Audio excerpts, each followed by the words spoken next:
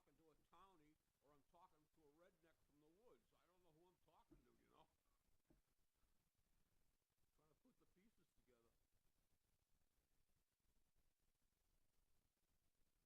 My roommate just goes out with his dog walking, the trail on my property, and every day he comes back, he's found some more.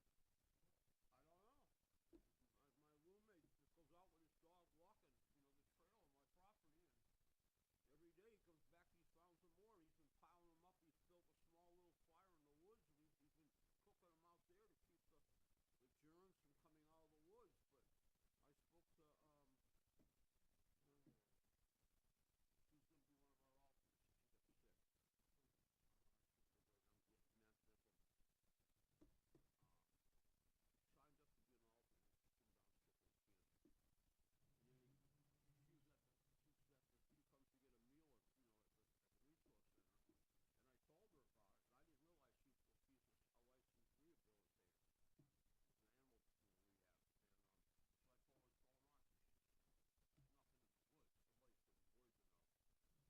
Signed up to be an alternate. She came down sick with cancer. She comes to get a meal at the resource center, and I told her about it, and I didn't realize she's a licensed rehabilitator. It's an animal rehab, and so I told her what's going on. There's nothing in the woods. Somebody put poison out. I don't know how you put poison out this time of the year. Why are you even doing it? Squirrels shouldn't be bothering you this time of the year.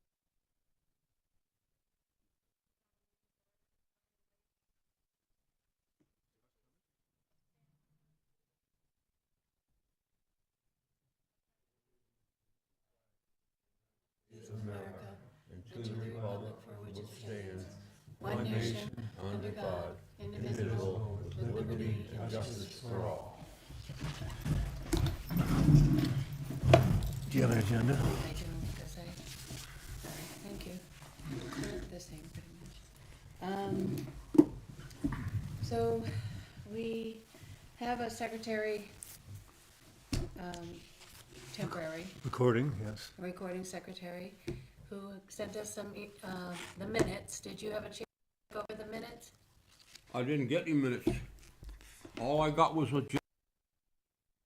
unless it's buried somewhere else and I'm not seeing it. Ellen, what is your email address? Because I gave her your. I did a search on my email to find Josh's, thing that he sent out for the agenda. Would you look in your, ALAN, no, I know how to spell your name. ALAN, Yeah? Flood, FLOD, 7 at MSN.com. Right, and that is what I sent to our secretary to send to you. So can you look in your junk mail? Maybe it went into the Well, junk. I'll look at the junk shoots in there, but Alright. I didn't search Alright, there. well, I look up under Josh and I look up under Wakefield Conservation. That's what I use for search words. Okay. And, Well, and you all I can- got up was, You could search for minutes. I'll check it and let you Okay. know.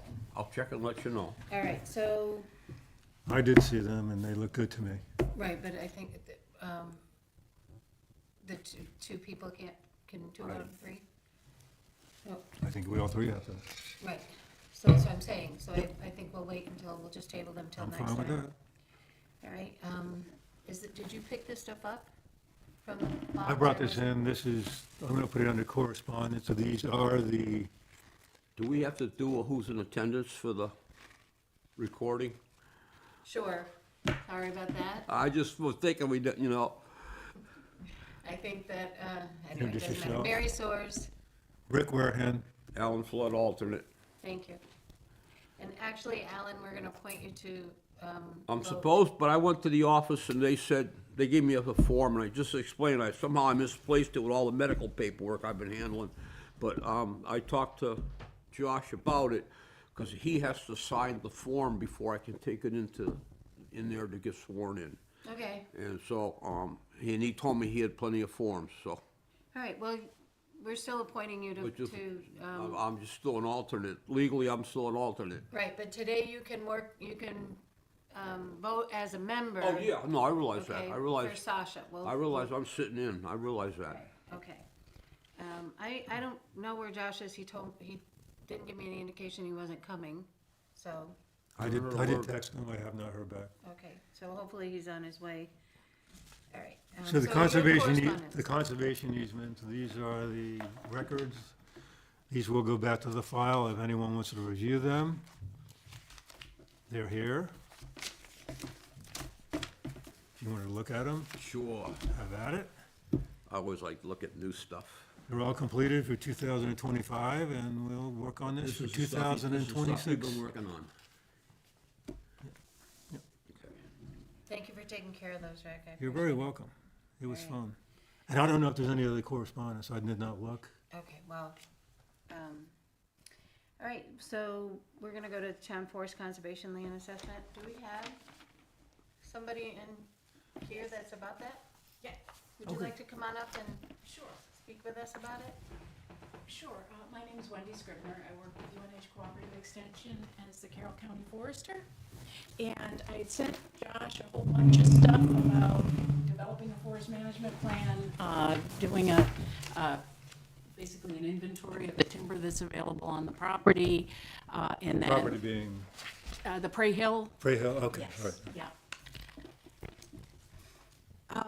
Has that been designated as a town forest with a town vote and all of that, or, I don't know. I have no idea okay, either. I can check on that. Is that a requirement? No, just, I've seen it referred to as the town forest, and I didn't know whether, sometimes people will call something the town forest, but there is a legal process to go through to be town forest. But that allows you to set up an account so that the money that you earn from any timber sales goes back into that account, then you can use it for other purposes on that Would land. that be on the deed or There'd be some record of a town vote, I believe. town vote? Yeah, I think it has To to be accept it? a warrant article, but I can, I can send Josh the information about what to look for. I have to look it up myself, but I sort of came up with this question driving down here, so, Well, So- first of all, we do appreciate you coming, thank you. sure. Yeah, so, it sounds like you want to, I guess I'm not sure whether you want to go ahead and develop the forest management plan, then do a timber sale, but wrap it all up in one RFP, or whether you're interested in doing the two separate steps. Did Josh send you a copy of our proposed RFP? Did, yes. And I sent back, let's see, phase one is the management plan, phase two is a culvert pipe, the landing, and then,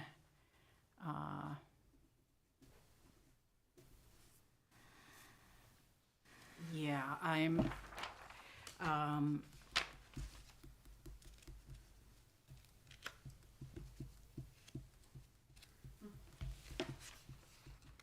and procuring intent to cut renewals.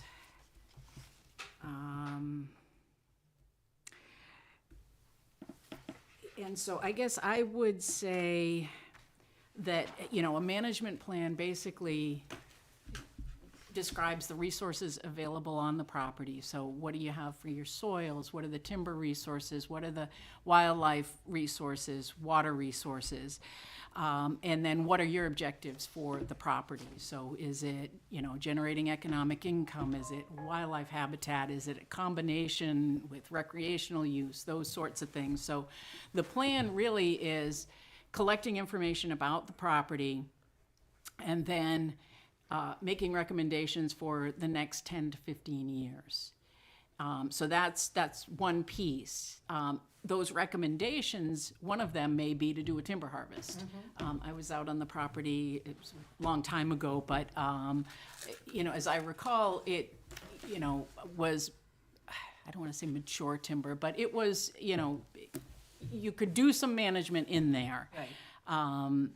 As I recall, there were some pretty open-grown, large oak trees, which was kind of cool about it, just, we don't see a lot of really big old oak trees. And so, but the plan really would sort of take your objectives for the property, first identify them, and then incorporate them along with the resources that are available that are there on the site and make recommendations. And as I recall, there was a lot of pine and oak on the property. As far as harvesting goes, some of the information that I did send back to Josh was around, hiring a licensed forester to write that management plan for you. That forester or another forester could also implement that plan for you. So if that plan called for a harvest, that person could then implement that action on your behalf. And I did bring some information about, timber sale contracts, that sort of thing, but the forester would then basically, go through the forest, mark the trees to be cut based on the objectives that you have for the property, lay in access roads, skid trails, landing area, that sort of thing. And they would do that for a percentage of the timber sale income. And is that something that you do, or you just here recommend, or? would you I do recommend not somebody to do it that? directly on anybody's land, other than the county farm, but otherwise, we have a list of consulting foresters that, if you were to put it out an RFP for a management plan, there are some specifics. Again, I sent the list to Josh about what should be included in a management plan. We've tried to, within the state, make the requirements for a plan pretty consistent between current use, good forestry in the Granite State. There are some cost share programs, that sort of thing, so that, people are covering the same resources, checking on threatened and endangered species, that sort of thing. And I forgot what your question was, so. Just if you were gonna be able apologize. to do it, or Oh, if you no, could so recommend some I people. can send you a list of licensed foresters who do work here in Carroll County, and you could put this out to them. Or, we do have a statewide list as well, so. Chris, do you have any questions? No, I don't really have anything off the top of my head. Appreciate your time on this. I wish we had the stuff that you gave to Josh. It might be a little helpful to have Yeah, that. I Unfortunately. apologize about that, some other things that just come into play because it's town land, and I run into this with the county, is that normally the timber tax that comes after it's 10% of the stumpage value of the timber that's harvested. Typically, that's paid by the landowner. Stumpage value? Yes. So What is that? trees have different value depending on where they are. So when they're standing in the forest, that's their stumpage value. So that's typically what a landowner gets paid, is the stumpage value for the trees. Then you have a logger come in and they cut the trees and deliver them to the mill. And at the mill, you get your mill delivered price. So the difference between the mill delivered price and the stumpage value is what the logger is paid. And so, but I can send you the background of all of that as well about, Would that be outlined in the RFP? How that, well, if you were gonna do a timber sale, you're gonna need to have a timber sale contract, and I did bring copies of why you need a written contract, so I can give you those. But that is required in the timber sale agreement, is how you're selling the timber. and that's a state requirement? Yes, unfortunately, the state requires, name, address, that sort of thing, the price for the products that you're selling, but there are a lot of extra clauses that should be included to protect yourselves, things like ensuring that whoever is doing the harvesting has the adequate insurance to protect from anything going wrong. Another item that's typically included in a contract, or should be, is that you're gonna get copies of all of the scale slips that come from the mills. So, that's important in case there's a problem. Then the Division of Forests and Lands has a forest ranger that can help you sort that out.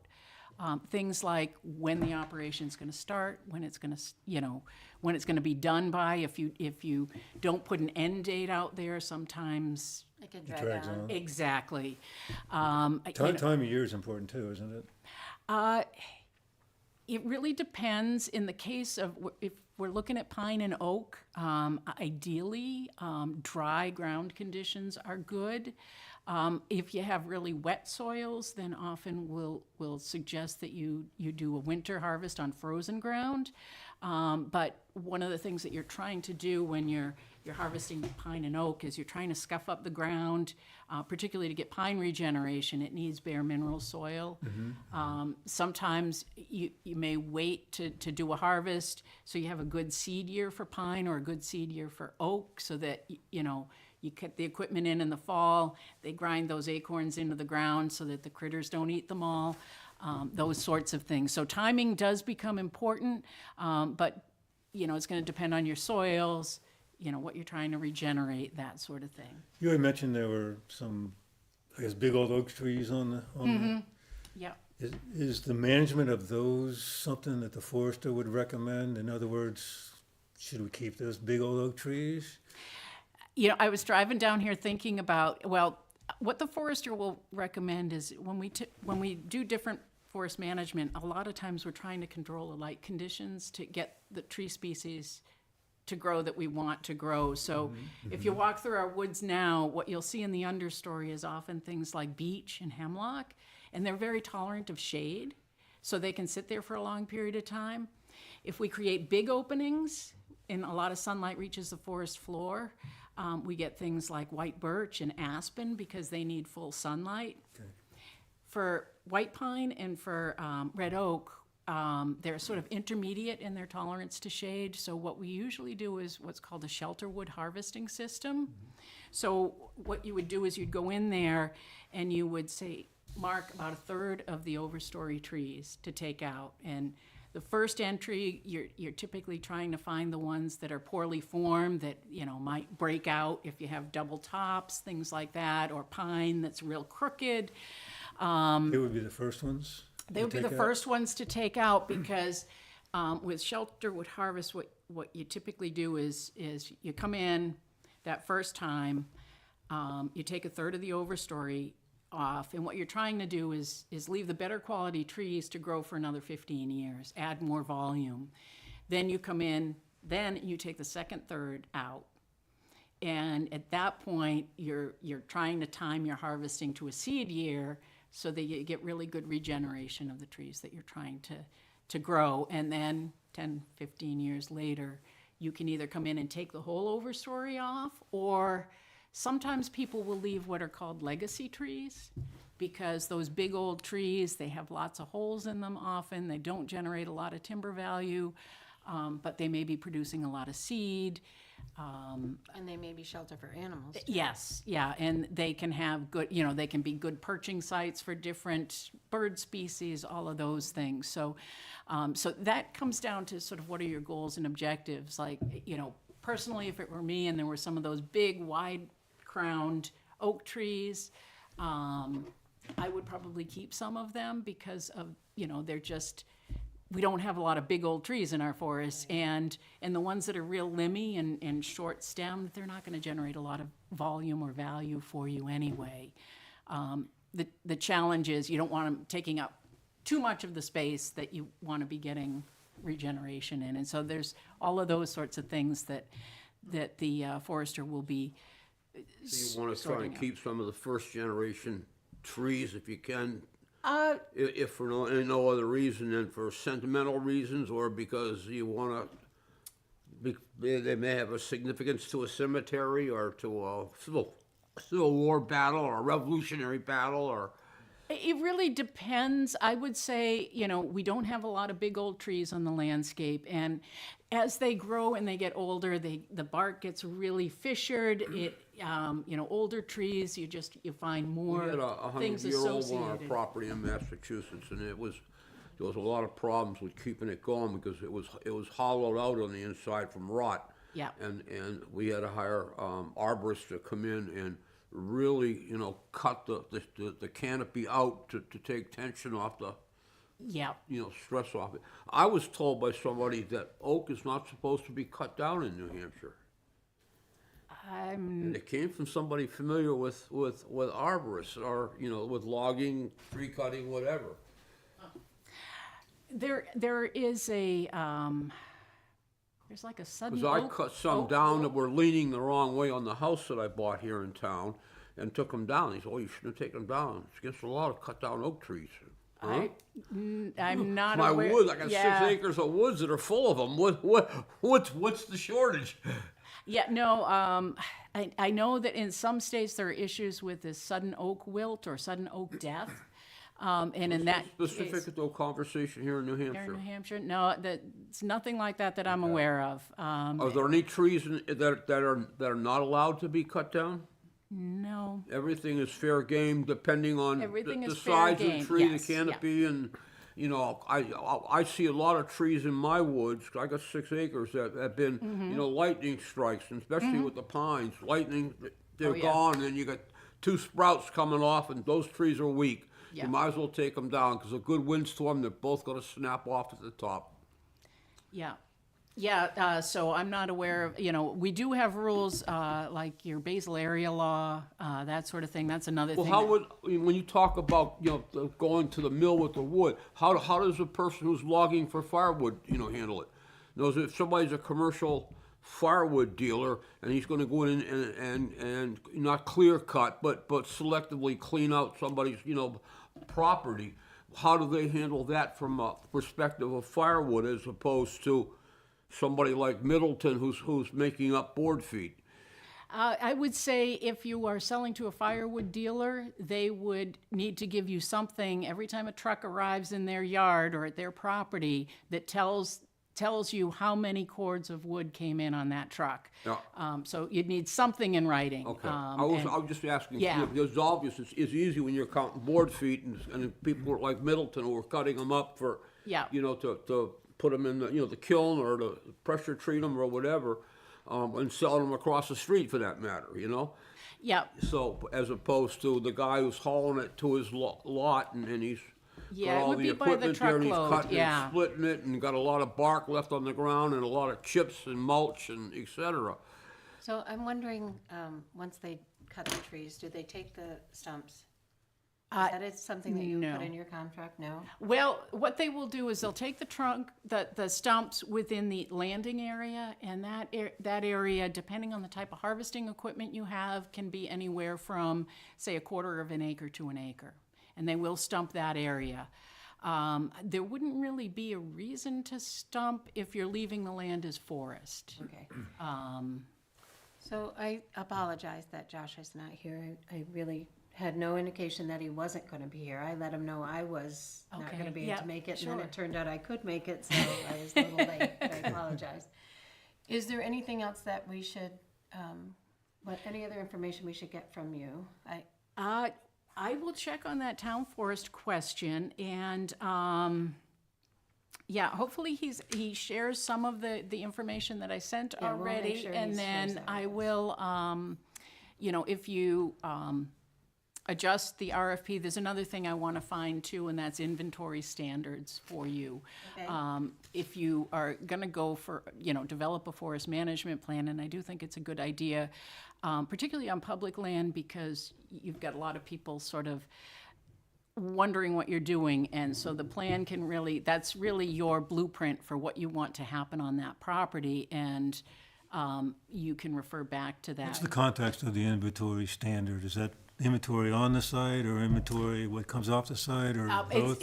It's what's standing in the forest right now. So it would tell you the species, their sizes, the approximate board foot volumes that are on the property. That's something the forester would, Yes, and so the inventory will have, what they will typically do is lay a grid over the property, and they'll walk a certain distance, and at that distance, they will stop and they'll collect information about, what are the trees within a certain area, what are their sizes, what's the quality of them, so how much saw timber is there versus then the multiply that pulpwood. times the acreage of And the, then they will, yes, and so there are some statistical ways of figuring out, what's a good level of inventory that you can, make management decisions based on. And so I will get that to him. That I didn't put in the first message that I had sent to him.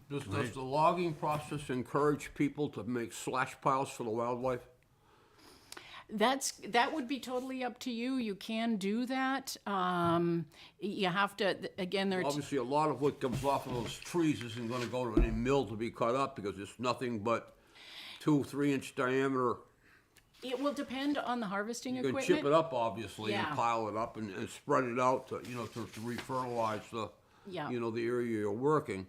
But when I cut down, I piled up very, very large piles, assuming that, that the wildlife that's on my land or in the surrounding area, will use it as a, a winter retreat, Yeah. for this kind of cold weather we've been having. Yeah, and so that's, some of that will come with a decision about who, and your forester can help you make that decision, because we have basically 3 different types of harvesting systems that we would use. One is fully mechanized, which includes a feller buncher, which cuts the trees down, a grapple skidder that brings them to the landing, a slasher that cuts the logs into different lengths, and then a big landing area so that they can sort all the different products, because the tops all get chipped. Cut to length harvesting, you have a processor that goes out and cuts the trees and cuts them to length in the forest, and then lays all of the material, the branches and everything down in the trails, and then they drive over those, and that Brushes them down. yeah, keeps them down. And then you particularly use this where you have wet soil so that you're not digging really deep ruts. And they use a forwarding machine to bring the wood out. They don't need as big of a landing. And then the last is the typical cable skidder with an individual operator. Those are fewer and further between, so it can take a while to get somebody to do that sort of work. There's a TV show called Southern Logging, I think it's called. I've never seen it, but I have heard. But if you watch that, you see all the ways that they have mechanized it, Yeah. to do it. It's And much safer for the including working in the operators. wetlands and swamp areas and they're obviously clearing out a lot more other trees like cypress and that sort of stuff as well, so. They're seeing a different variety than we have up here, and they're not dealing with the mountains, they're dealing with the muck. Yep. Wendy, I really appreciate you coming. Sure. Thank you very much. Okay. And again, sorry Josh is. No, that's not a problem. That's, We will make sure things that happen. he forwards everything to us. Okay, yeah, and let me know if you have any Mine- other questions. If you're gonna send him something, can you just also send it to us? Yes, what are your emails? So I'm M. Soares, M, and so it's SOARES okay, at wakefieldnewhampshire.gov. WakefieldNH.gov? Yes. .gov, okay, And so we are all our first initial or last name at wakefieldnewhampshire.gov. okay, so, RWEHRHAN at the same, Warren, yep, okay, at the same. okay. Now, unfortunately, I'm not on the town Okay, computer all yet, right. because I'm not Okay, illegal well, yet, I but can- but you can still put my name down. Sure. It's Alan, ALAN, FLOOD, like a lot of water, Okay, 7 at MSN.com. at msn.com. Okay, and Allen Flood is all one word, Alan Flood 7, one word. 7, okay. Did you All intend to right, leave so this with us? Don't, Yes, don't yeah, you're spell welcome. Alan with 2 L's or an E. In the, It's okay. ALAN. Okay, and this is just a picture of the property if you want that as well. Yes, we That's all do. aerial That's Prey Hill? photo. This is Yes, Prey that's Hill? the Prey Hill property. good, good. Yep, Thank you so much. all right, Thank sure. you very much. Appreciate Thank you. your Thank time. you. Yep. Okay. So next on our agenda is adopted conservation area applications. We don't have any. Permit application reviews. We don't have any. Don't think we have any. We don't have the financials, so we can't review them. We don't have any new alternates unless, any of you guys, would you like to be an alternate? I put in paperwork. You did? Did it come to us? I have no clue. I gave it to the Board of Selectmen. Okay. Today I was supposed to come to the last one where we just got stormed out. Oh, So I'm Sue Ducharme. Say again, can you come up here? Do you mind? Put you on the So spot? presumably Josh has got my application. Thank you for stepping up, Sue. We appreciate it. Thank you. What was your name again? Sue Ducharme. Ducharme. How do you spell that? Ducharme.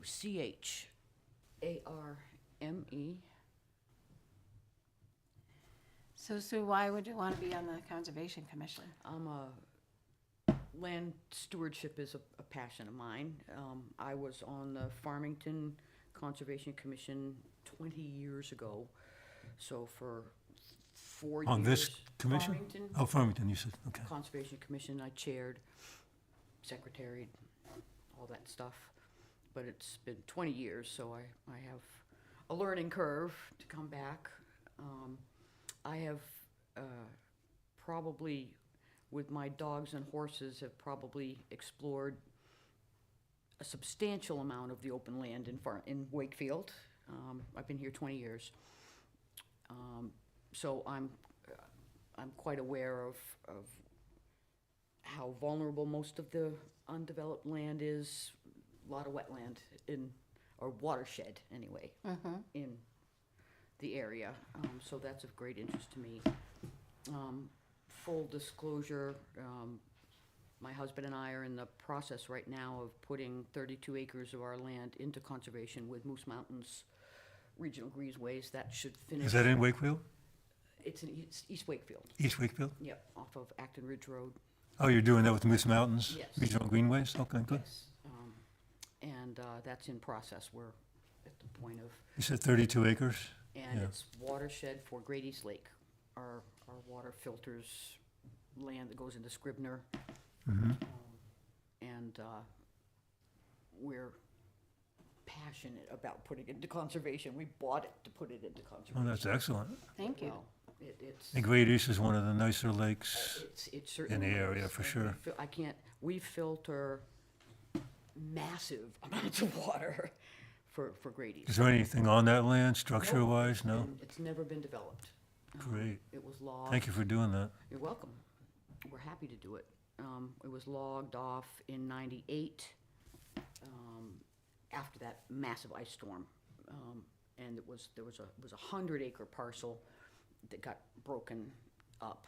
And so we bought the 34 acres behind us when the market crashed and we could afford it.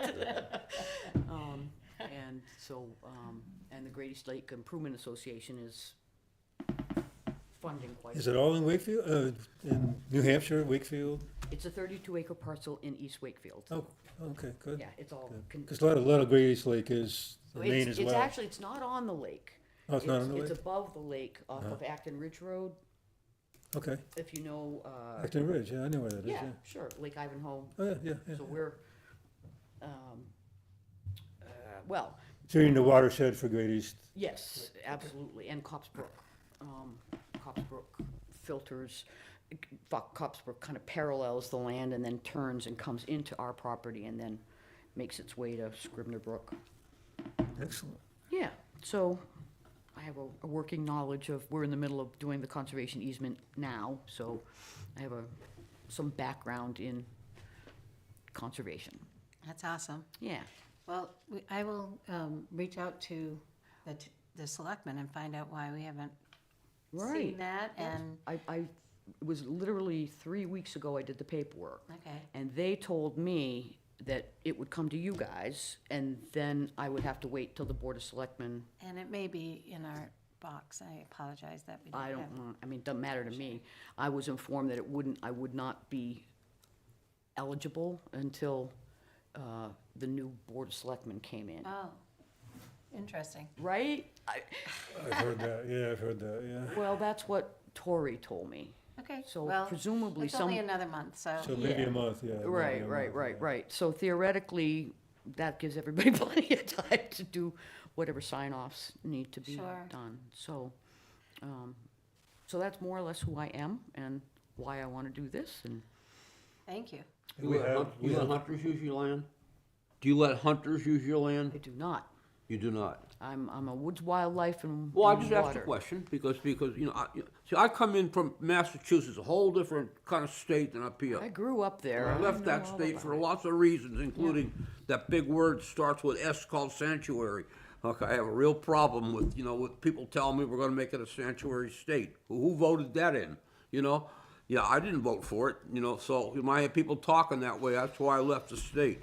I didn't want anything to do with it, and, But this is my private property, no, no, and I no. get to choose what happens with well, it. I have a personal, a couple of people I have living in my house, and they said, "Well, Alan, we want to go hunting. You can't Alan. hunt. You got to have a license." No, I'm just I realize, Irrelevant. but Irrelevant. But you can't. Right. You have to have your license to hunt, and you have to have either an open piece of land to do it, or a landowner says And it's okay. permission. Yeah. Well, So that's what, and I asked, because I look at, one of the things I look at as a side issue is we conserve all this land. How do we keep passing the increased expenses of the town onto a limited amount of land? And that's a problem with taxpayers.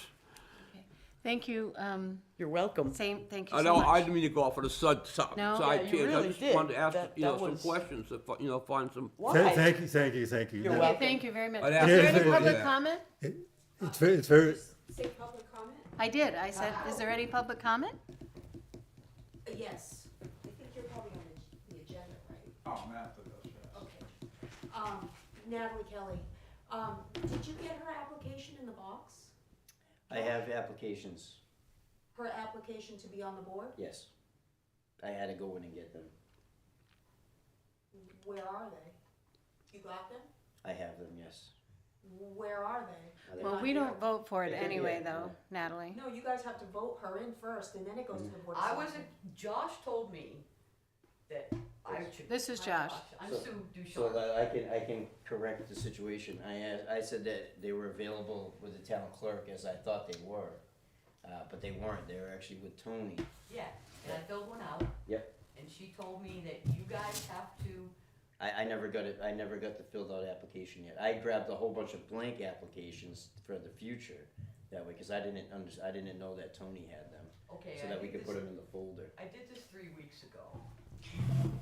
It could be in the stack right here. Oh, is that our stuff? we haven't met for a month I because of the Well, last the snowfall, storm, yeah. Right, and storm. that's why I wasn't here at the last one, because of the storm. So we may be behind in our mail. But Tori told me that it was a process that had to start here, and then it would go to the board of selectmen after the March. Yeah, so we didn't get the application from, yep, right here. Yeah. Okay, now I feel better. I have your application. It So we can vote on it. exists. Yes, That's a good sign. and I apologize for giving false information, because I thought that they were available at the town clerk. I I would've never misplaced thought. mine with all the traveling around for hospitals and doctors' offices, and so I have to get another one for you to sign. I have more. Okay.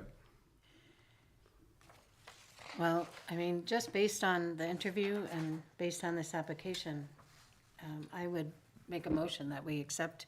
I would have a question. Do we have, we have alternates available? Do we have any full members openings? Josh suggested I fill it out as an alternate, which I did. I still have the question. Do we have any full members that are, do we have any seats open, full members? We do, Okay. for Rob. Rob and Alan's put in for That that would be seat. Alan, Okay, yeah. okay. All right. And then we don't have many alternates. We have Rob Hewins right now. Dave Silcox, I think, is done as an alternate. And so, we do have Rose Baxter, who's an alternate, that has expressed that she will participate as an alternate. Was Rose who we interviewed before? I think so, yes. That lives, Union. yeah. Yep. Okay. Well, I think we voted for Alan to become a full Alan to board come in member. as a full board. We did. And if there's, Well, go ahead, Alan make has your to motion. be- Go ahead, make your motion. Yeah, I'd like to make a motion that we accept the application and recommend that she become an alternate I'll at this second that. point. However, the selectmen are the ones that have to make the decision as as to who becomes a full board member. I see. So, so, you second it, all in favor? Aye. Aye, Aye. Thank you. thank you. We- Now that goes to the board of selectmen. In fact, we can sign it right You now, can sign it right now, all I have is a and I'll give it to pencil you, and you can bring it, Now we found it, yay. though. Wait, I have a pen. we can put it in their mailbox. It's up to you. I think we probably should put it right in their mailbox. But I'll sign it, get it done right now for you, that way you see it, did it. Okay, now we have public comment. Now it's the public comment. Okay, I just want to express my disappointment with Turn it on twice. Josh as chair of the Conservation Commission, that you signed a petition to rescind the ban on fireworks in the town. So I am disappointed about that. I don't understand why, as chair of the Conservation Commission, knowing what you should know about what the effects of fireworks are on the lakes. I am confused and disappointed, so that's my call. Thank you. Okay, I've been having quite a conversation about, online about, the okay, but issue. we're not, we're. We don't no. want to bring it up No. now. Thank you. It shows All my, right, so it shows the- my conservatism. All right, the Facebook page, you've taken care of, and we got Robert off there and. You're on, right? And, Okay. administrators as well as you, so we have two administrators. We don't have any grants in the works right now. Volunteers, workshops, camperships, the camperships, all of the children who wanted to go are signed up, and we should be getting the bills anytime.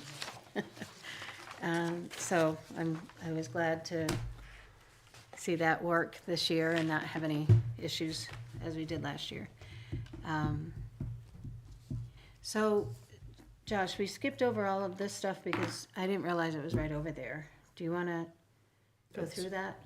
If you guys would like to. But, sir, you're here for one of these? No. No, I'm coming because I'm the Crazy Lake guy of many years in Wakefield. So I Nice to have a meet you, bunch of Crazy Lake material guy. I'm gonna read to you, So and you can sleep or you can be awake, but I'm gonna read it to you if you give me the time. during public comment? No, as I told Josh, I was here to do a presentation.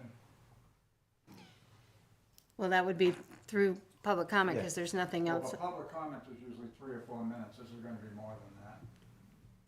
See, we can put it at the, do we have a second public comment on that for the old Yeah. business? Would you like to wait till the second one? Whatever you, Yeah, well- I'll wait till the end, you guys get done whatever you gotta do. Okay, then you can walk us through these. So we have, but these are all just, we'll go with this one here, Rachel Heon. This one, I believe, has 4 applications here. Did we already review this one?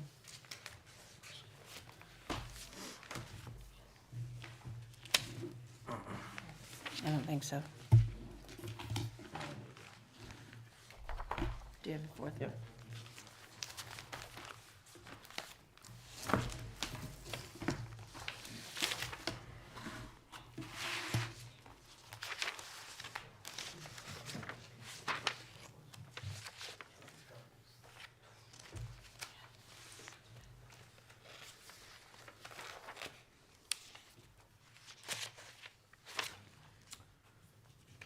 This is the repair or replacement of an existing legal retaining wall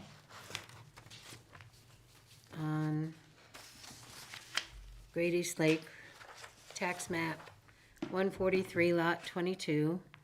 It's the proposed replacement of segmental retaining wall, which has failed and be restacked by homeowners numerous times. Replacement will consist of large format, ready rock style precast concrete blocks to replace small format precast concrete blocks. Boy, say that 3 times fast. The wall will be engineered by a junior technical engineer representing the block vendor. Rebuild will occur in late winter, early spring 2026 while lake is still drawn down. The wall is anticipated to be roughly 6 feet in total height. Approximately 18 inches of the wall plus an aggregate base below the lake bed level. This will leave approximately 4.5 exposed height, which is the same as existing conditions. The wall will measure approximately 55 feet in length along the shoreline.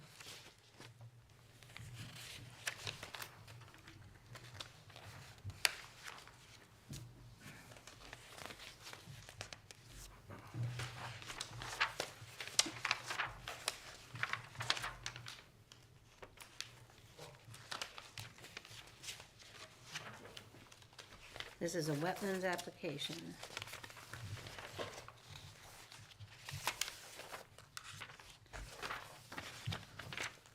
Boy, they definitely do need some help on that.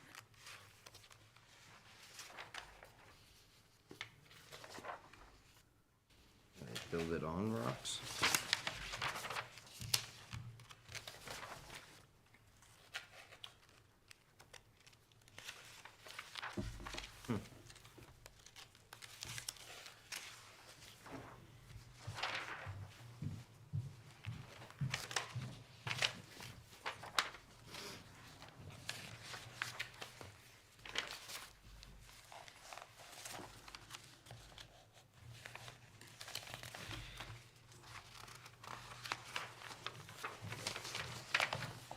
Everything but a NHP check.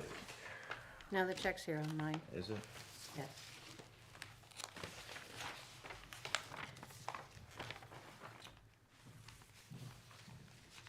So seeing that the,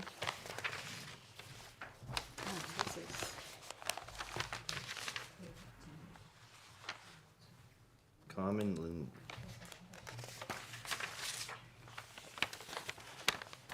doesn't look like there's any, oh, all right. Install all erosion control measures, demo existing retaining wall and remove from site, excavate for aggregate footer, blocks and crushed stone backfill, install and compact aggregate footer, install wall blocks 1 course at a time, backfill each course with 3/4 inch crushed stone, separate crushed stone draining fields with non-woven geotextile, regrade disturbed impact areas, loam and seed, remove erosion control after seed germination. Total overall project estimated 10 days. So seeing that the application is complete, I'd like to make a motion that we accept it. There's a spot for him, for the chair to sign on this one. On all of these.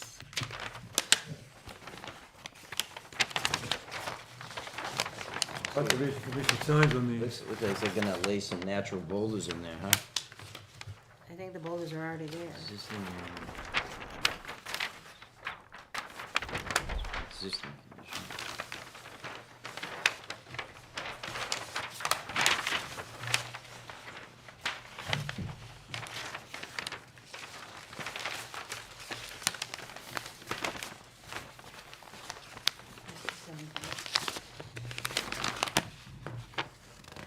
We have a motion and a second. We have a motion. Do we have a second? What? To accept this as complete? Why don't we have a motion to sign the application? Well, that would, all right, to sign the application. If you accept it as complete, then that means he's gonna sign It it. doesn't. Well, okay, to sign the application as having been complete. All in favor? Oh, do we get a second? I'm still looking. Yeah. Just a moment, please.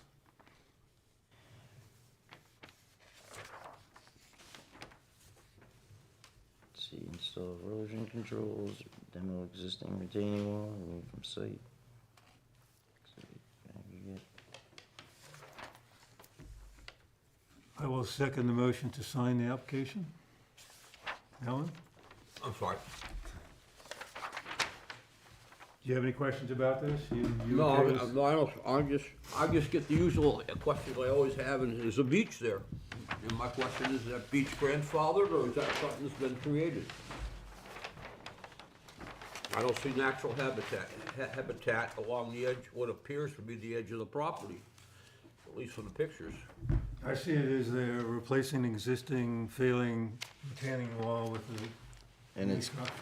got an existing vegetative buffer to remain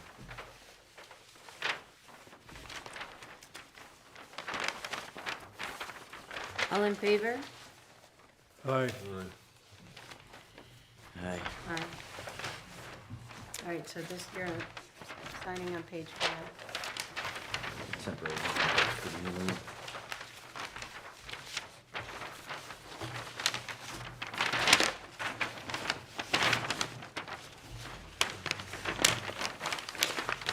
Want me to hold it up for you, Josh? I get it, I get it, I get it. Right, page 5.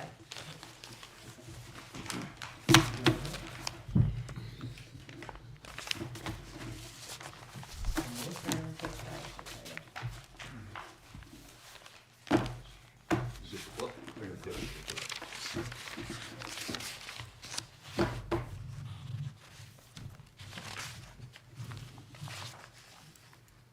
We should have do it again. Is that because we? The little battery or Is that something, because we don't have a monitor on? It's not recognizing the signal?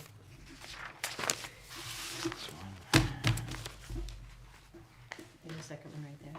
That's the one that has the check on it, so we're gonna put that one on top here, so.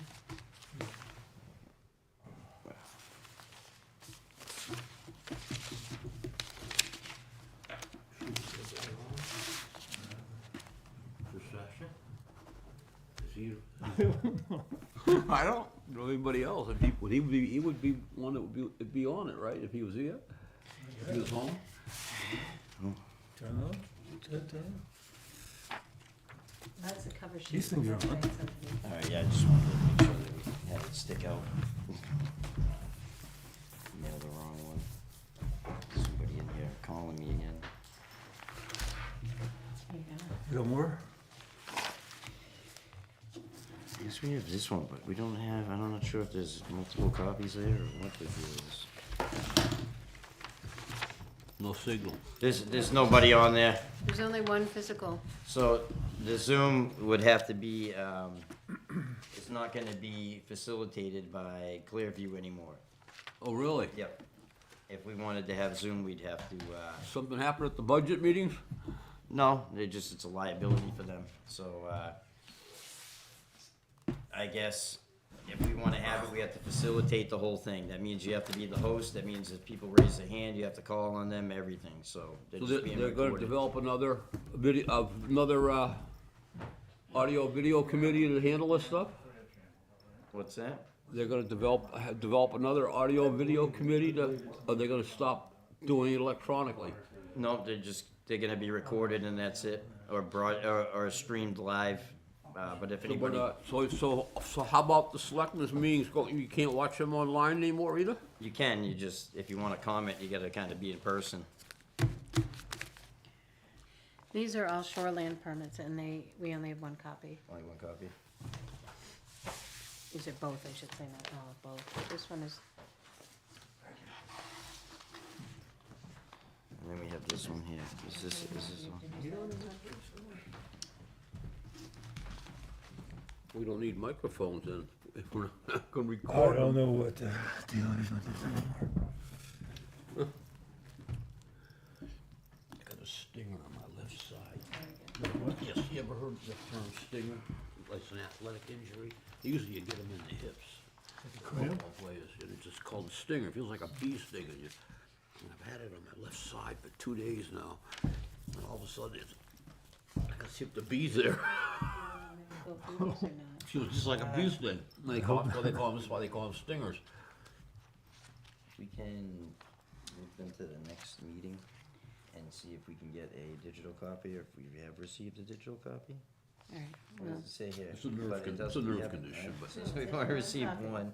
and then this one It's doesn't caused even by have an a cover injury. sheet in it, but And it's this only does one. nothing, and it's only one. All right. And it's gonna construct a new garage with no waste. I Right. haven't been my active Do you usual wanna self go lately over because the I've been tiring out. financials, cause we skipped that? Usual. Next we have one. And there's nothing with the financials. All right. Financials, total wages, we have spent $51.69. Big spenders. And, we have paid into our membership. This is all that we spent in since the last meeting. $375. They received our check. I got an email back. I'll forward it on to you guys. It just came in. And they're sending books. So they said, thank you very much for your yearly dues, and we'll give you a book. Great. Any questions about that? I do have, we did also pay for new, conservation Can we commission. have some vests? Yes, which we have, Nice. so. Well, we won't get shot during fall season when we're out there doing monitoring. Do you wanna keep them here, or you wanna give them to everybody, don't you? Just wanna give them to people? So that when they're out working, Helen? walking, they can? I guess. If you leave the commission, you return your vest. Right, here you go. I'll leave the other ones here. Thank you for doing that. 7, is there a 7? I won't get shot. Lord. Oh, at least they'll see We'll get us. 'em all stained up. They'll see it. Or It'd be a stained moving picnic target. They'll have a clearer target. Yeah, exactly.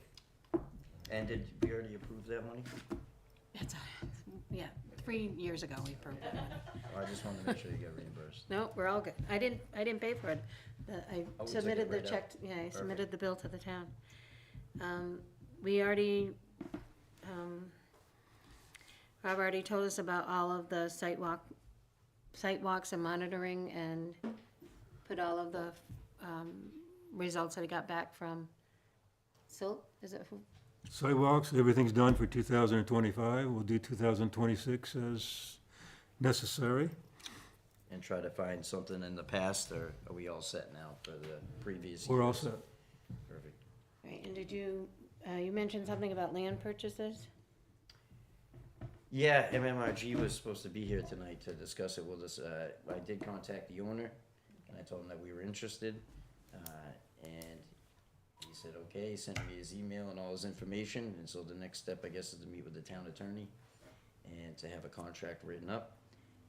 And so we can go ahead and move forward with the public hearing, and we can approve it.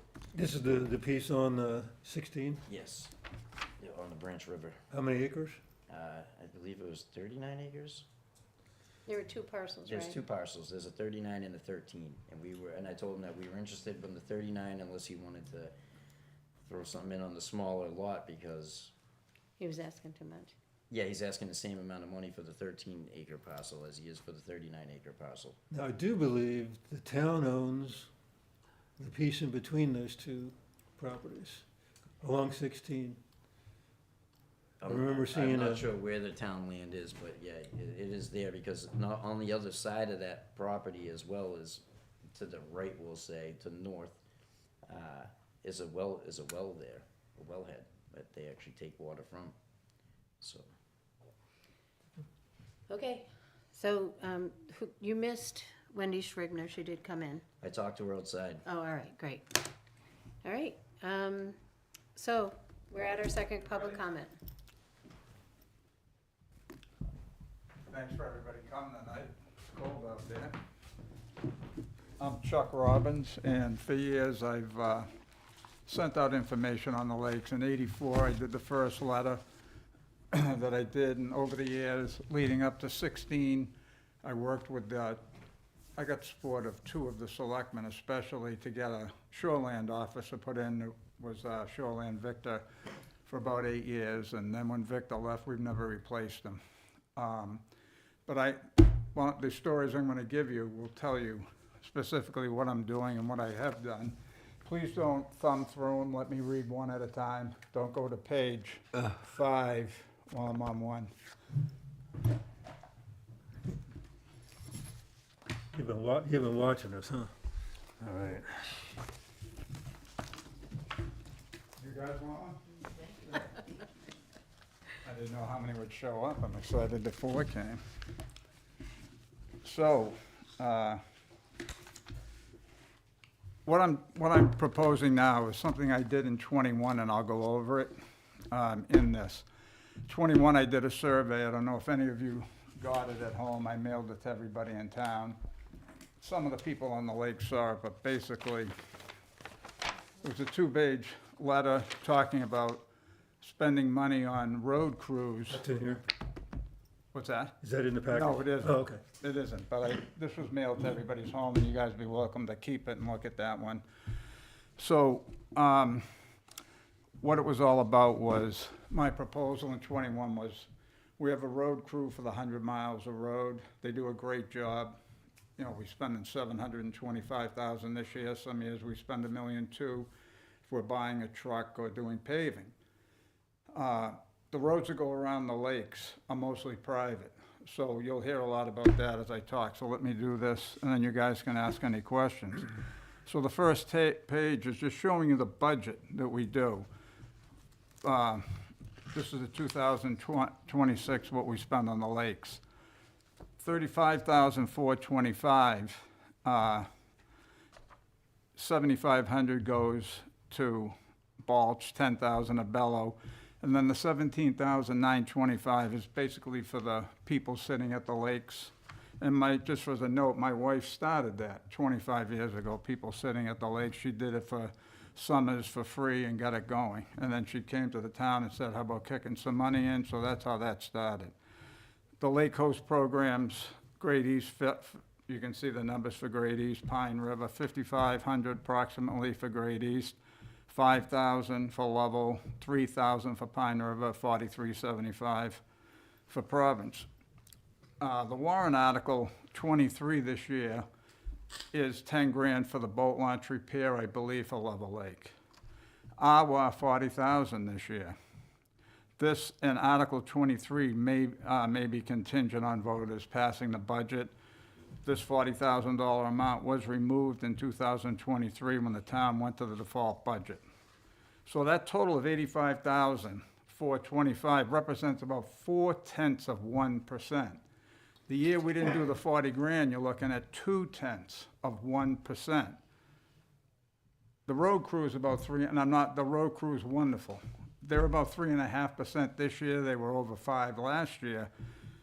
And that's just showing you how little we're spending on going after protecting the lakes. So of Wakefield's total budget, the R2 zone that encompasses the lake's waterfront and some of its watershed deliver, which you'll see on that, you can look on the next page now, delivers 66% of all the total real estate base. 1/3 of all the town's income comes off that R2 zone. And not just the watershed would even be farther back, but just the R2 zone provides 1/3 of every dollar for the town. And remember, the vast majority of these taxpayers do not live in town here year-round, and therefore do not tax our services, school, that would equate to us as year-round residents. So most of these people paying in this R2 zone are not even here year-round and impacting us. In 2024, the number was 70.2% of the value was coming from those parcels in the R2 zone. So when the new assessment came in, we chipped in more as non-waterfront people. The next page shows you, I think I circled it for you guys, 49.3% of all income in the town is coming from real estate, and that's why I'm showing you the percentage that is coming off of the R2 zone, how important that is. The next page is just a little note about Awa. I've worked with them a little bit over the years and got to know them, not a lot, but a little bit, just mainly to get educated. What's that acronym for? That's the Acton Wakefield Water Association. Those are the people we're giving $40,000 to this year. For over 20 years, this nonprofit has contributed greatly and with minimum help from us Wakefield yearly budget and helping to save Wakefield's #1 tax asset, the lakes. This list is too great to put on this sheet of paper, but 3 examples of their hard work are Pine River Association boat launch, Clearwater Lane, and Pinewood Shores. Those 3 were big projects that they did over the last couple of years. All 3 of these locations were contributing large amounts of erosion and hence cyanobacteria. Also, they've done about 12 failed septic systems in the last few years, among endless other projects. As any of you who are familiar with Iowa know how great they are. You said 12, but this says 20. Did I say 12? Plus 8, 20. To put it in perspective, they have used their knowledge to receive hundreds of thousands of dollars over the years to bring money from the 319 Clean Waters Act of 1987 to help preserve our tax base, the lakes. We have recently been contributing $40,000 a year, as I said, to our, with the exception of 23 when it was canceled as a part of the default budget. They have been so good at procuring 319 money for Wakefield that in 2019 they received $100,000, and in 2024 another $180,000, which in both cases was some of the largest money given to any entity in the state. Also looks as though the current presidential administration is not going to be funding this program, and I spoke to someone today that New Hampshire DES is recommending all these groups like our not even apply. There's a chance that it may get reversed, but even if it gets reversed, gets sent to the EPA releases it, their hope is they couldn't get money before 2028. So in 6 and 7, it looks like we're definitely gonna get nothing, and it's a hope and a prayer for 28. This is a long one, so please bear with me. And Wakefield's tax rate over the years was either number 1 or 2, and in my letter here in 2021, that's in there. It says 5,000 people. For any towns with over 5,000 population, Rye, New Hampshire was the other town. Now, the current tax rate for any towns with more than 5,500 population are Wolfboro at $836 per thousand, followed by Rye at $837, and Wakefield in third place now at $871 per thousand of property value. I mentioned Moulton Borough at $533 per thousand with a population of 4,900 in New Hampshire Department of Revenue.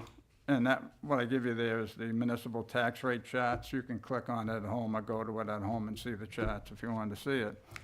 As a contrary comparison, let's look at our 4 abutting New Hampshire neighbors. Wakefield would have an approximate 50 to 75% more real estate tax burden if we match the current rates of Middleton, $15.79, Milton, $14.76, Brookfield, $13.15, and Ossipee, $12.77. What do the first 4 of these towns have in common? Lake frontage. So shouldn't we be funding the survival of them as we do other departments that are so vital to our health and safety, as I will show you in other documents? All departments depend on 35% of their budgets coming from this one source, the R2 zone, our lakes. In 1984, I put out the first letter about the health of the lakes and got positive responses, and a few joked about why there was even a need. The lake associations have done various good works over the years with such efforts at the time as pouring colored tablets down drains in cottages to show where toilets and other gray water sources may be leaking into the lakes, and encouraging people to put in more modern septic systems. Recently, many of the lake associations have worked with AWA to create watershed/erosion maps, which I have here, which you can see in a handout I will give after this reading. But depending on the state is not a good path to take. To give you an example, the state may have 3 or 4 field inspectors working in the field at any time with millions of feet of waterfront in the state. We are, in Wakefield, have approximately 300,000 lineal feet of waterfront and miles of roads accessing these lakes, with the majority being dirt or gravel. Why does this make a difference? Because this material, which usually gets added to these roads every year, then gets washed into water bodies by rain and erosion, is the leading cause of cyanobacteria and poor dissolved oxygen, which is deadly to aquatic life. You can see in the handouts I will give the description of what dissolved oxygen is and its effects. To better describe it, the poor numbers you see on 2 of our most valuable lakes, Lovell and Pine River, are indicative of these erosion problems that we can cure. Now you can see the very good numbers on Grady's Lake. That'll also be in the handout. But I can tell you it will have the same problems eventually. The reason it looks good now is that Grady's Lake has a maximum depth of 102 feet, and other lakes are not half that deep. Therefore, the contaminating erosion that is affecting all these lakes is temporarily being masked at Great East Lake. Where do we go from here?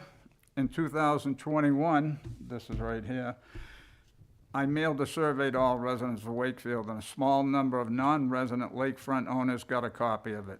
The survey asked if you believe that we should create a department similar to the road crew. They do great work on a tight budget and all sorts of weather. We all see them out there plowing, working. If there's drainage problems after a storm, our road crew is small, but it does a great job for the town. This newly created lake crew for the lakes would work to control this road erosion around the lakes. I presented the results in a September 2021 Selectmen's meeting and showed that over 4-to-1 people supported the idea. The respondents were required to give their name and address. After much discussion, the selectmen, like most of us, expressed concerns about the cost. But this is a definite case of you can pay me now or you can pay me later. When the degradation has led to constant cyanobacteria blooms and the smell that comes along with it, people will start coming into the town hall from the lakes to ask for an assessment reduction. I have spoken to people who have experienced just that at Province Lake. Once that ball starts rolling, the tax burden naturally will go to those who do not live near the lakes. Back to the 2021 Selectmen's meeting. Selectman Ken Fifield brought up a concern about the town working on private roads, which is a legitimate concern if a town does not want to end up having to take over roads. But I believe that just like in any real estate deal, you can make an agreement with a private road owner to work on the erosion control to benefit all taxpayers. Still, to this end, I contacted then Senator Bradley from Wolfboro and proposed that we create a bill that would alleviate that very concern for towns. What an education that was, I can tell you. After close to a couple of years, I got in front of the Senate subcommittee and received their unanimous approval. Thought that was it. Rochester Senator Gray was helpful with an amendment that made the bill better. I then went to the House 20-minute subcommittee and was turned down unanimously. One representative thought I was trying to make money with the bill's passage. Others just did not see the need for it, and one representative made it clear that she thought that the town could make an agreement with property owners without the new law, and the bill was defeated. I will be working to have a website, www.wakefieldlakes.com, up in the next couple of months that will have this information presented today, as well as links to all the meetings we are on cable tonight. Yeah. Uncle Ed. And all the meetings that will help voters, and I hope will give people the knowledge to understand if you use it and abuse it, you're gonna lose it. Just remember, even if you never get your feet wet, these lakes are giving you one of the cheapest tax rate in the state. Now, the reason I bring that up is because what I've heard at meetings is fear-mongering over all these years, that I'm giving fear-mongering, that they don't get to swim in the lakes, even though we do have the town beach here and a few boat ramps that people can get in. People have this, even when I explain to them, one specific person, you're paying $4,000. I live on the Milton Mills line. If you were there, you'd be paying $8,000. So you don't have to get wet in the lakes to have the benefit that towns like Rye and Wolfboro and Wakefield have. So the next thing I gave you was dissolved oxygen, and that explains it. A quick summary, Level Lake, and I have these here, I can leave them for you guys. Level Lake is around 0.03 to 0.07. Pine River's been 0.00 and 0.03. One, so they're not even one. You need 3 so that the aquatic life isn't even struggling. You really want a 5. Only lake we have like that is Great East and Hon Pond. Hon Pond actually comes out of Great East Lake, so it gets that benefit. So people say to me, well, I still fish in Pine River, I still fish in Level, and I try to explain to them, it's like me putting you on 10,000 feet on a mountain. You're not gonna die possibly, well, 9,000. You're not gonna die, but you're gonna struggle. And that's what's happening in these lakes. So the dissolved oxygen, to me, is a canary in the coal mine. And I just included that. That's just so you could see the bill that I tried to get passed and what it went through. Isn't the term for that eutrophication? What's that, buddy? Isn't the term for that eutrophication of fresh water? Well, listen, I'm here to learn, tell me. Well, I was a volunteer fishing instructor for the state, and one of the things we taught these kids and parents who were coming to the classes was how septic systems, trash, active rain, etc., can cause eutrophication of the lakes. I The know, lakes that's true. have no oxygen in them, and all it ends up doing is weed growing. You know, it's not lily pads that look nice with flowers on them. Thank you. It's milfoil and other things that are growing No, you're absolutely right. that end up taking all the oxygen out of the water, and once the fish are gone, you got a mud hole.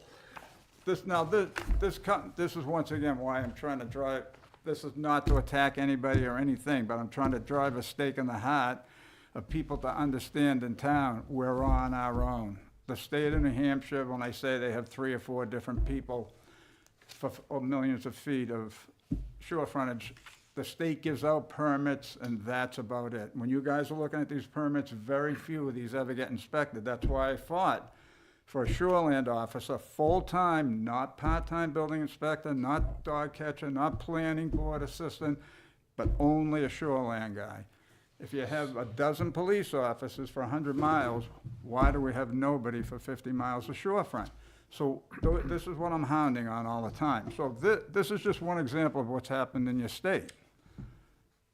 And this will be the last of it. So a true cost of, we repealed the interest and dividends tax. And this is just something I'm gonna show you how at state level, it all comes back to putting more burden on the towns and why we have to protect this asset.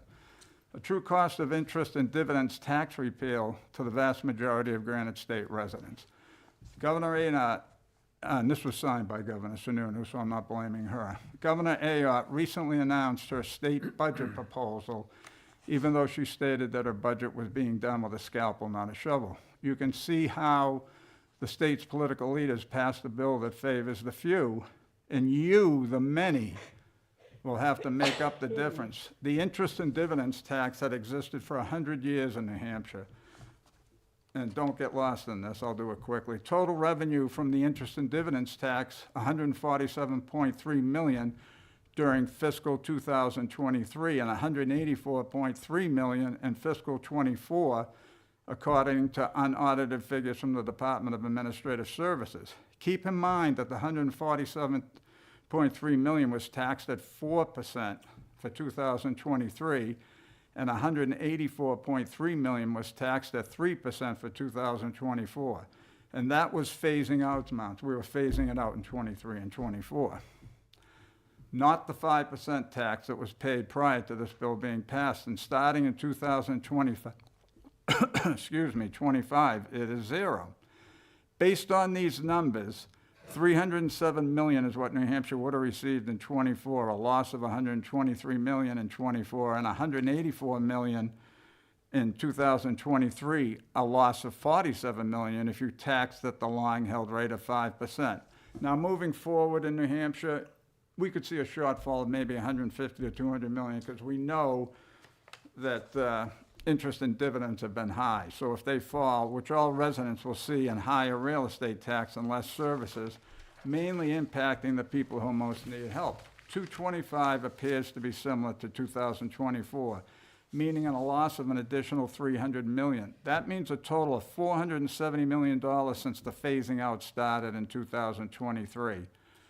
Of this income to the state, if we look at the current interest staying high in February of 2026, and be conservative, we could see an additional $250 million lost in 2026. That would be $720 million lost since the phasing out in 2023 began. Realize that the majority of New Hampshire citizens have never, ever paid this tax, and I put a link in there for you to read if you want to read the article, that provides the breakdown of who paid this tax, and you will see that 7.8%, less than 8% of the people who file taxes, the wealthiest filers, paid this tax, meaning 92% of New Hampshire filers paid nothing in '21 or traditionally. Why not ask your representatives why they would support such a bill that favors the citizens most capable of making this contribution? The result, less services, more tax burden sent back to the towns and cities of the state. I am sure they will give a stock answer that these wealthiest of New Hampshire residents will leave the state without us removing the 100-year-old tax. But New Hampshire is already one of the least income tax-based states in the country. So I put on the next page just a part of that link. All right? And I'm one of the people that doesn't have to pay that tax anymore. And I still believe that it's something that should be paid because you can't run. When I was a kid, there were 600, 700,000 people in the state. There's 1.4 million now. This is people don't want to believe it. This is the North Shore of Boston. Go out and look at that traffic at the Puffin Stop in the morning and at night. Years ago, very few people, unless they worked at Davison Rubber or a couple other places, there wasn't a lot of people leaving here. Before the highway got built, this was very limited. So right now, the pressure in this state with the population is such that we need to watch out in Wakefield for ourselves. We can't depend on any of this money coming. We're gonna have less money because, and this is just one of many things that's going on over in Concord about reducing income taxes. And like I said, I've benefited my life from it, but it's just not working anymore. And we can see it with how people are struggling. So here, I'll leave this. This is Great East Lake, that's Province Lake numbers, Pine River, and Level Lake numbers. They're from when? What's that? They're from when? If and when what? They are Date. from when? What are the recent dates? water Date. quality? Yeah, those are water quality, you know, Yeah, you've from- probably seen them, man, Yeah. you know them. And these right here, more importantly, are these are the, Thanks. these are like, for example, there's Great East Lake, and that, I don't know if that's a camera, that shows you the area that's around the lake that drains into the lake. And all these colors are what AWA did with the lake associations to know where the erosion is at each of these lakes. So we can, if we have this road crew, we can go out and address it. They can't. They have 2 full-time people, and they depend on, they're a nonprofit. If they go away, where are we gonna be? They've brought hundreds of thousands of dollars. You saw 100,000 one year, 180,000 another year, and then they bring in much more than that. That's just what they got from the 319. So we're depending on this tiny little group to do all our work. We don't do that with fire, we don't do that with police, we don't do that with the town hall, we don't do that with recreation or any other division. We don't depend on a nonprofit to do that work, and the most important work in this town is preserving this tax base. Hey, thanks for your time, guys, that was terrific. Thank you, it was very informative. So are you looking to start a nonprofit, or are you asking the municipality to take control of? Oh, no, this letter right here, were you in town in 21? Here, I'm gonna put all this Yes, stuff I up. was in town. Okay, but this was but I mean, this is like, how much meal do we Like get that that one goes out. to the fireplace, you know what I mean? But, so I sent this out, I mean, I got 120 people to respond, I got over 4 to 1 in favor. And about 10 of them were just miscellaneous questions. Because the municipalities are very difficult to get down to go on private roads. Well, but that, Because- And then, so if the municipality themselves were to create this crew, which it sounds like, it yeah, would be a nonprofit, it would be the town. Then, once that crew steps foot on that road, the town owns that road. Well, And I that- see that that bill had passed, that they said you can make an arrangement with them, but that arrangement would have to be, I guess, with the association as opposed to the homeowner. well, no, it's, most of the roads, like, I was on Redgate Road and on Level Lake. Yeah. I own most of that road. Now I'm on VZ Cove on Great East. 1 or 2 people own most of that road. Yeah. You make the deal with them, and then when you want to get to the water, you're gonna have to, all this, where these erosion points are going, you have to make a deal with the person who owns that house lot. So, sounds like a big job, but what's a bigger job, paying 15 1,000 or paying 8? 15, think about it, we just had the tax rate go up 13.5% this year. How much is it gonna go up when these lakes fill? That's happened at Providence Lake right now. I've spoke to people. We smell the lake, we see the bloom. One of these people is paying based on 800 grand. Why? Why, I mean, if I'm there, I'm going, I ain't paying 800 grand to smell this. Yeah. So that's what's coming down the road, and I'm old, I'm in my 70s. You're young, I need people like you to, oh, you're still semi-young. I need younger people, I only got so much of this left in me. I mean, how much time have I got, let's be honest, so who's gonna do the next 40 years, and we don't have 40 years, and this is gonna be, Mrs. McCrory wrote the first 250 years, it's a great big red book of Wakefield. The next 50 years have already happened. The next 50 years are gonna be about the death of these lakes and the disappearance of the tax base, and someone's gonna write that book, and they're gonna say, what the heck were the people in 2010, 2026 thinking? Why did they not do something about it? Because it costs money, because it looks difficult. Well, when we first came here, my father, when he was a fireman in Boston, he would bring the old fire boots and jackets up for them. But look what we have for a fire. We have an $850,000 ambulance crew now, and we need it. Some nights there's 3 people who need that ambulance. So we had one policeman who was Donnie Gray's father, and you called him, and he got paid if he went out. So why have the lakes lingered while the police, the fire, everything else is advanced? But this thing that supports all those things has just been, because use it, abuse it, to lose it. Why? We don't have to do anything for them. It seems to be the state stripping the municipalities of any right to enforce any laws on the lakefronts. What's that? The state has, through the last 2 years, basically stripped municipalities of the right to enforce anything on the lakefronts. Well, you can't pay attention to the state. If you have a shoreland officer, Well, they trump, let's say we get a permit in here, and we think that there's a serious impact to erosion on the lake. We deny the application.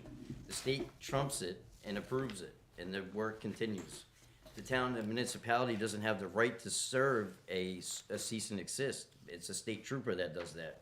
The municipalities don't. well, that's why you're. That's what the big problem is recently. Well, I mean, that's fine, but what you should understand is, when you have those maps that show you the points of erosion, you go out and solve them, all right? We're gonna be going out and solving them. Like I said, the state of New Hampshire cuts all its revenue in the name of thinking that it makes it a better state. Too many of the legislatures believe that. And the hard thing is, as I stated, the population has doubled since I was a kid. It's no longer, it's country up north, it's suburbs here. The only thing, I used to farm, Bill Twombly was a selectman here. So when he was still kicking, I used to deal with him, and I was farming back in, over 50 years ago. Nobody's farming, we only farm houses here now.